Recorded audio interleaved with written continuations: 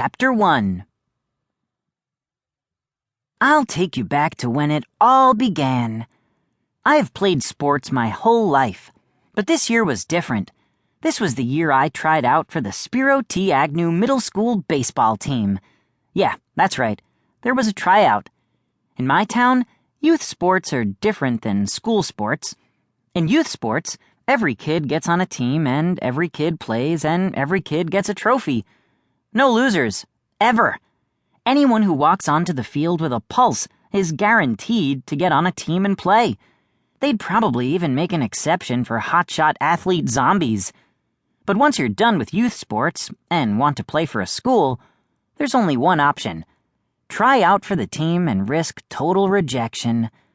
Just when all those unathletic kids start thinking that maybe they could someday be professional athletes and earn billions of dollars, cruel reality whacks them upside the head.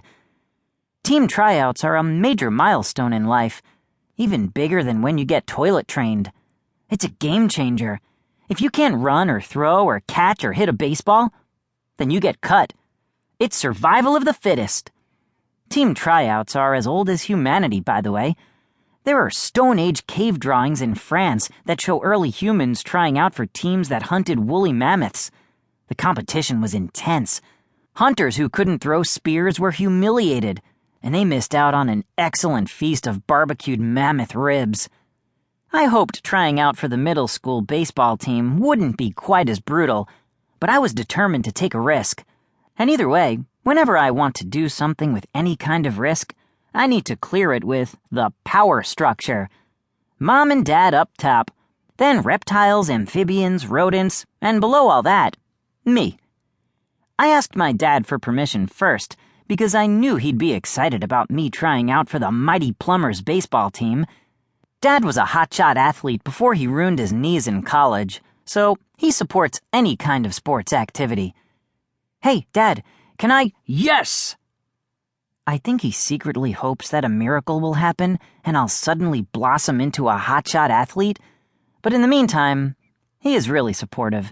He always says, "It doesn't matter if you hardly play. What matters is that you play hard."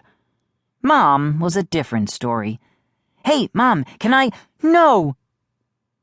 I guess she feared that school baseball would be more dangerous than youth baseball. Somehow the game would morph into something deadly. Screaming line drives, wild pitches, wicked hops. Part of Mom's problem is that I'm an only child. And yeah, I already know what you're thinking. Steve plays the violin or is a spoiled brat. Probably both. But you'd be wrong. Those are only child stereotypes. I'm about as musical as a dirt clod.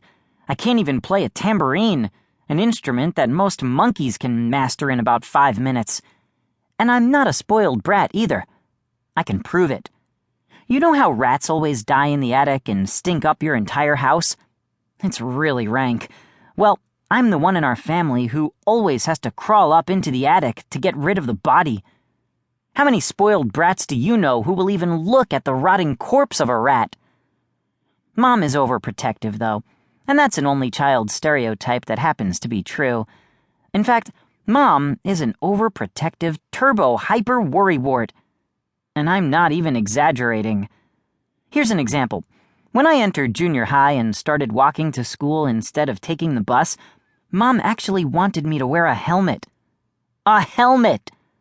I could understand if I was riding a skateboard or a Harley-Davidson, but a helmet?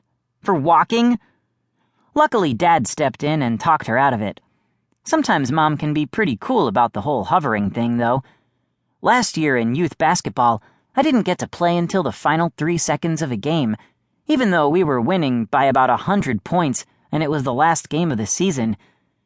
I could tell Mom felt bad for me and wanted to hover and be all gooey and mushy right in front of my teammates, but she waited until we were in the car, so I wouldn't be embarrassed.